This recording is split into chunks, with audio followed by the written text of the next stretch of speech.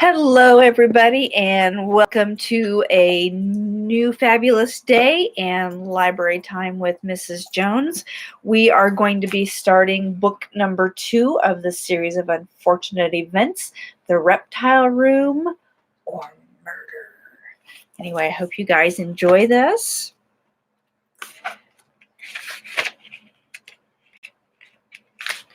Chapter 1.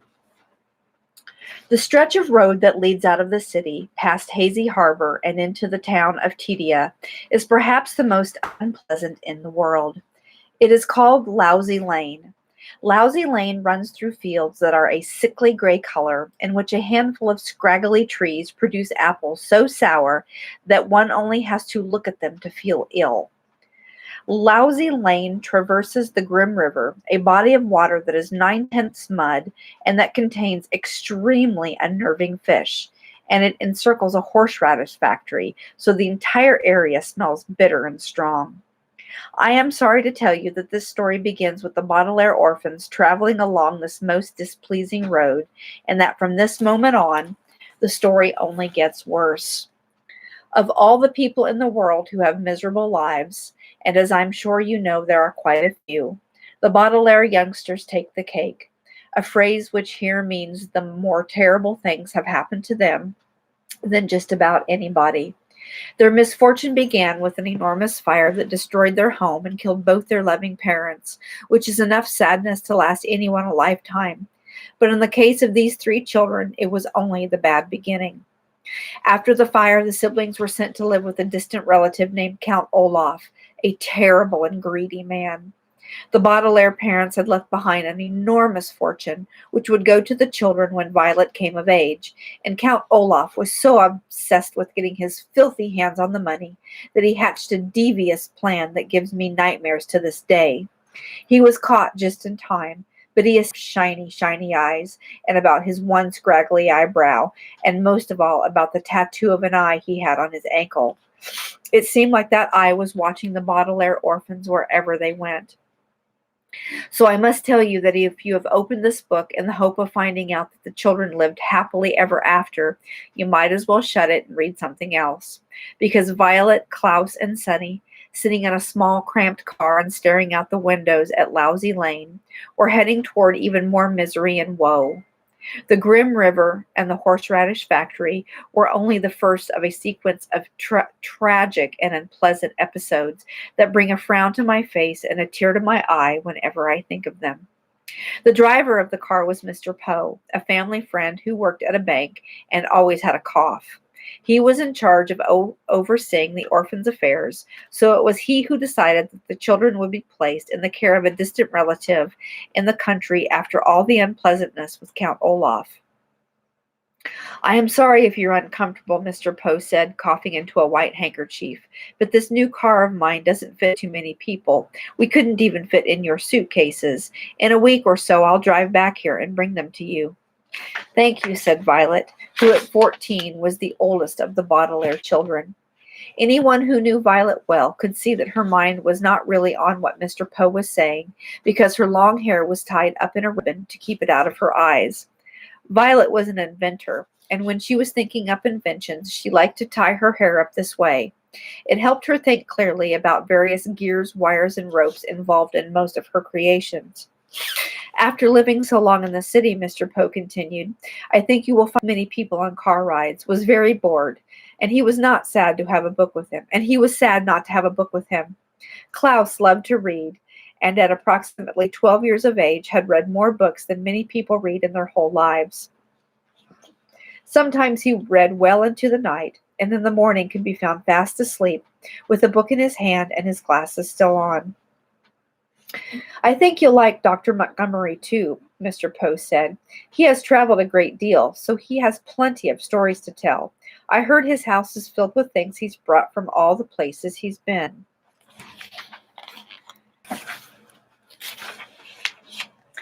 "Facts!" Sunny shrieked. Sunny, the youngest of the Baudelaire orphans, often talked like this, as infants tend to do. In fact, besides biting things with her 4 very sharp teeth, speaking in fragments was how Sunny spent most of her time. It was often difficult to tell what she meant to say, At this moment, she probably meant something along the lines of, I'm nervous about meeting a new relative. All three children were. How exactly is Dr. Montgomery related to us? Klaus asked. Dr. Montgomery is, let me see, your late father's cousin's wife's brother. I think that's right. He's a scientist of some sort and receives a great deal of money from the government. As a banker, Mr. Poe was always interested in money. What should we call him? Klaus asked. You should call him Dr. Montgomery, Mr. Poe replied, unless he tells you to call him Montgomery. Both his first and last names are Montgomery, so it doesn't really make much difference. His name is Montgomery, Klaus said, smiling. Yes, and I'm sure he's very sensitive about that, so don't ridicule him, Mr. Poe said, coughing into his handkerchief. Ridicule means tease. Klaus sighed. I know what ridicule means, he said. He did not add that, of course, he also knew not to make fun of someone's name. Occasionally, people thought that because the orphans were unfortunate, they were also dim-witted. Violet sighed and took the ribbon out of her hair. She had been trying to think up an invention that would block the smell of horseradish from reaching one's nose, but she was too nervous about meeting Dr. Montgomery to focus on it. Do you know what sort of scientist he is? She asked. She was thinking Dr. Montgomery might have a laboratory that would be of use to her. I'm afraid not, Mr. Poe admitted. I have been very busy making the arrangements for you three, and I didn't have much time for chit-chat. Oh, here's the driveway. We have arrived. Mr. Poe pulled the car up a steep gravel driveway and toward an enormous stone house. The house had a square front door made of dark wood with several columns marking the front porch. To each side of the door were lights in the shape of torches, which were brightly lit even though it was morning. Above the front door, the house had rows and rows of square windows, most of which were open to let in the breeze. But in front of the house was what was truly unusual. A vast, well-kept lawn, dotted with long, thin shrubs. In each hedge was a different kind of serpent, some long, some short, some with their tongues out, some with their mouths open, showing green, fearsome teeth. They were quite eerie, and Violet, Klaus, and Sunny were a bit hesitant about walking beside them on their way up to the house. Mr. Poe, who led the way, didn't seem to notice the hedges at all, possibly because he was busy coaching the children on how to behave. Now, Klaus, don't ask too many questions right away.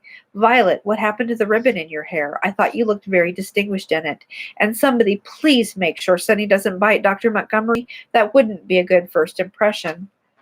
Mr. Poe stepped up to the door and rang a doorbell that was one of the loudest the children had ever heard.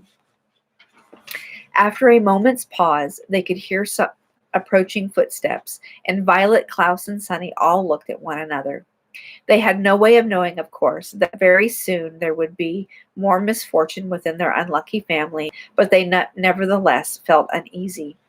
Would Dr. Montgomery be a kind person, they wondered? Would he at least be better than Count Olaf? Could he possibly be worse? The door creaked open slowly, and the Baudelaire orphans held their breath as they peered into the dark entryway. They saw a dark burgundy carpet that lay on the floor. They saw a stained glass light fixture that dangled from the ceiling.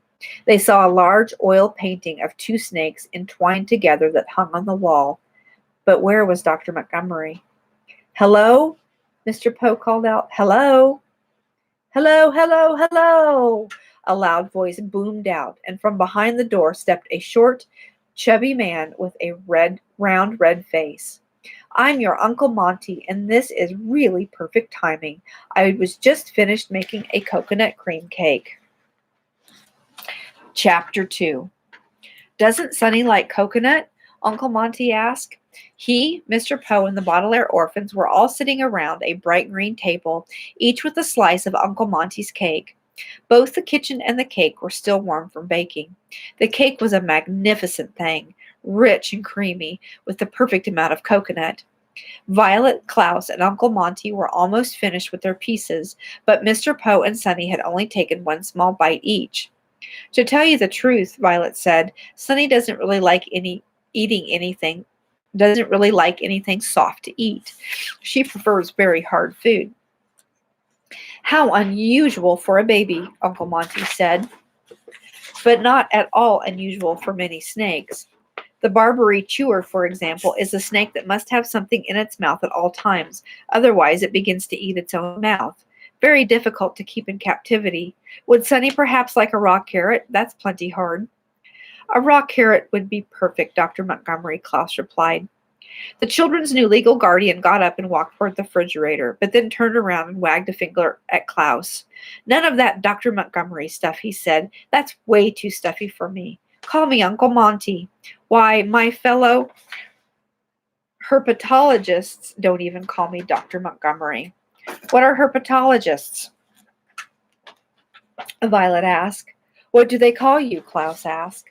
Children, children, Mr. Poe said sternly, not so many questions.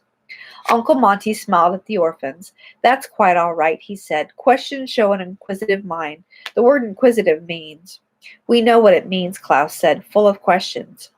Well, if you know what it means, Uncle Monty said, handing a large carrot to Sunny, then you would know what herpetology is. It's the study of something, Klaus said. Whenever a word has ology, it's the study of something. Snakes, Uncle Monty cried. Snakes, snakes, snakes. That's what I study. I love snakes, all kinds, and I circle the globe looking for different kinds to study here in my laboratory. Isn't that interesting? That is interesting, Violet said. Very interesting. But isn't it dangerous? Not if you know the facts, Uncle Monty said.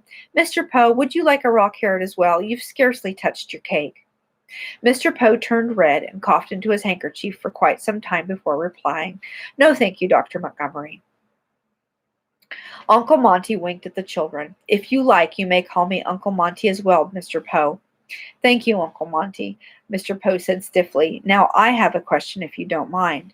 You mentioned that you circle the globe. Is there someone who will come and take care of the children while you are out collecting specimens? We're old enough to stay by ourselves, Violet said quickly, but inside she was not so sure. Uncle Monty's line of work did sound interesting, but she wasn't sure if she was ready to stay alone with her siblings in a house full of snakes. I wouldn't hear of it, Uncle Monty said. You three must come with me. In 10 days we leave for Peru, and I want you children right there in the jungle with me. Really? Klaus said. Behind his glasses, his eyes were shining with excitement. You'd really take us to Peru with you? I will be glad to have your help, Uncle Monty said, reaching over to take a bite of Sunny's piece of cake. Gustav, my top assistant, left an unexpected letter of resignation for me just yesterday. There's a man named Stefano who I hired to take his place, but he won't arrive for a week or so I am behind on preparations for the expedition. Somebody has to make sure all the snake traps are working so I don't hurt any of our specimens. Somebody has to read up on the terrain of Peru so we can navigate through the jungle without any trouble.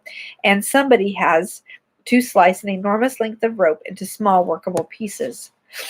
I'm interested in mechanics, Violet said, licking her fork, so I would be happy to learn about snake traps.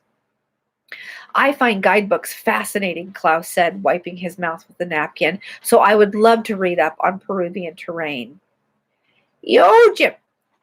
Sunny shrieked, taking a bite of carrot. She probably meant something along the lines of, I would be thrilled to bite an enormous length of rope into small workable pieces.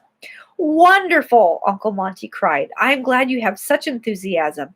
It will make it easier to do without Gustav. It was very strange, his leaving like that. I was unlucky to lose him. Uncle Monty's face clouded over, a phrase which here means took on a slightly gloomy look as Uncle Monty thought about his bad luck. Although if Uncle Monty had known what bad luck was soon to come, he wouldn't have wasted a moment thinking about Gustav. I wish, and I'm sure you wish as well, that we could go back in time and warn him. But we can't, and that is that. Uncle Monty seemed to think that was that as well, as he shook his head and smiled, clearing his brain of troubling thoughts. Well, we'd better get started. No time like the present, I always say. Why don't you show Mr. Poe to his car, and then I'll show you to the reptile room. The three Baudelaire children, who had been so anxious when they had walked through the snake-shaped hedges for the first time, raced confidently through them now as they escorted Mr. Poe to his automobile. Now, children, Mr. Poe said, coughing into his handkerchief, I will be back here in about a week with your luggage, and to make sure everything leaves. Mika! Sunny said, which probably meant, "Goodbye, Mr. Poe. Thank you for driving us." "Well, goodbye," Mr. Poe said. "Remember, it is just a short drive here from the city, so please contact me or anyone else at Mortuary Money Management if you have any trouble. See you soon." He gave the orphans an awkward little wave with his handkerchief and got into his small car and drove back down the steep gravel driveway onto Lousy Lane. Violet, Klaus, and Sunny waved back, hoping that Mr. Poe would remember to roll up the car windows so the stench of horseradish would not be too unbearable. "Bambini!" Uncle Monty cried out from the front door. "Come along, Bambini!" The Baudelaire orphans raced back through the hedges to where their new guardian was waiting for them. "Violet," Uncle Monty. Violet said, "My name is Violet, my brother is Klaus, and Sunny is our baby sister. None of us is named Bambini." "Bambini is the Italian word for children," Uncle Monty explained. "I had a sudden urge to speak a little Italian. I'm so excited to have you three here with me. You're lucky I'm not speaking gibberish." "Have you never had any children of your own?" Violet asked. "I am afraid not," Uncle Monty said. "I always meant to find a wife and start a family, but it just kept slipping my mind. Shall I show you to the reptile room?" "Yes, please," Klaus said.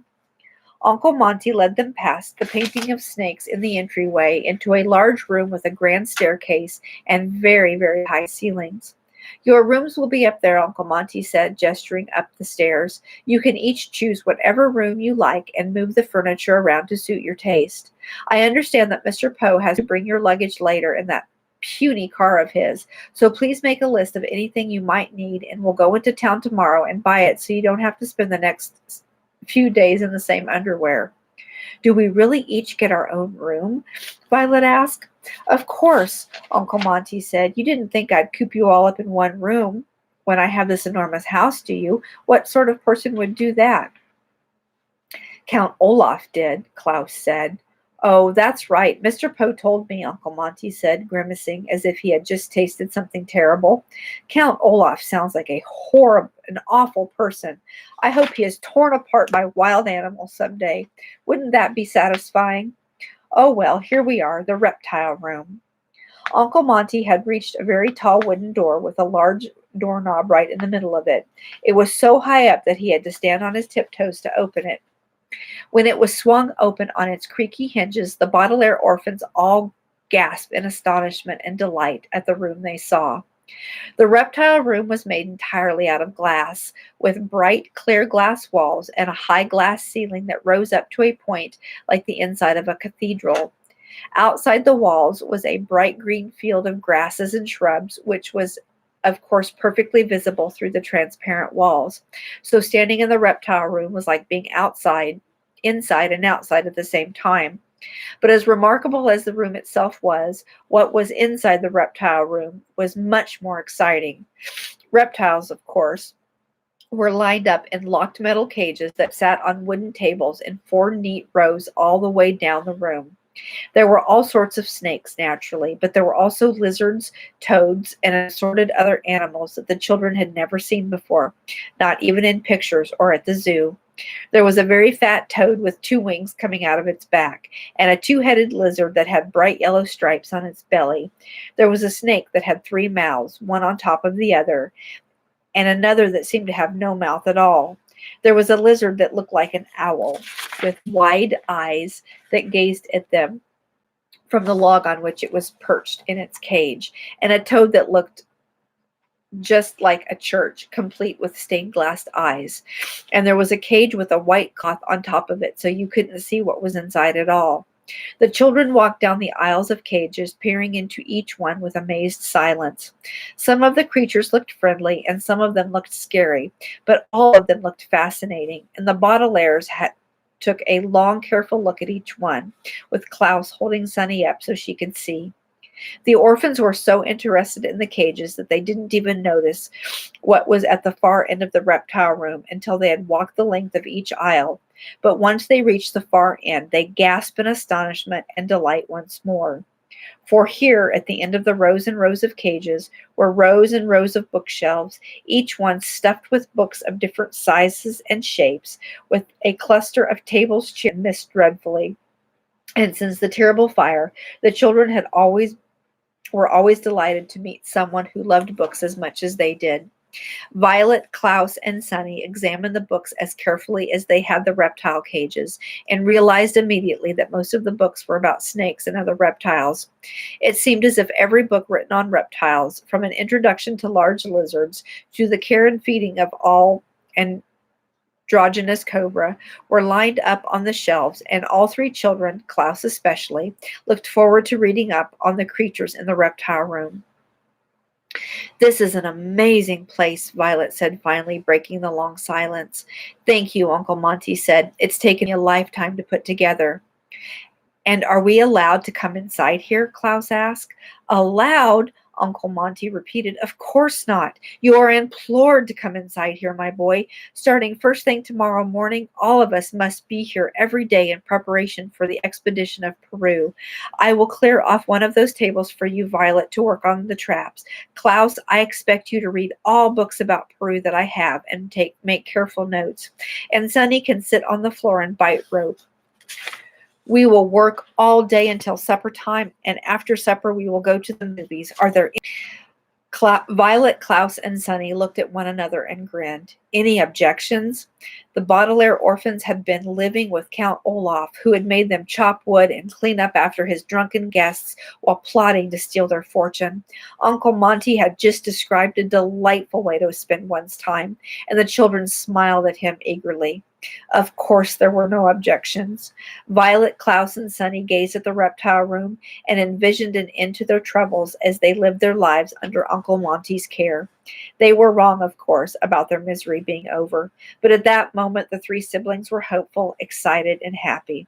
No, no, no, Sunny cried out in apparent answer to Uncle Monty's question. Good, good, good, Uncle Monty said, smiling. Now, let's figure out whose room is whose. Uncle Monty, Klaus asked shyly, I just have one question. What is that? Uncle Monty said. What's in that cage with the cloth on top of it? Uncle Monty looked at the cage, then at the children. His face lit up with a smile of pure joy. That, my dears, is a new snake which I have brought over from my last journey. Gustav and myself are the only people to have seen it. Next month I will present it to the Herpetological Society as a new discovery, but in the meantime I will allow you to look at it. Gather around. The Baudelaire orphans followed Uncle Monty to the cloth-covered cage, and with a flourish, the word flourish here means a sweeping gesture often used to show off, he swooped the cloth off the cage. Inside was a large black snake, as dark as a coal mine and as thick as a sewer pipe. Looking right at the orphans with shiny green eyes, he said, I got to name it. What is it called? Violet asked. The incredibly deadly viper, Uncle Monty replied, and at that moment something happened which I'm sure will interest you. With one flick of its tail, the snake unlatched the door of its cage and slithered out on the cheek. And that is all we are going to read today. I will see you guys tomorrow. Have a fantastic afternoon.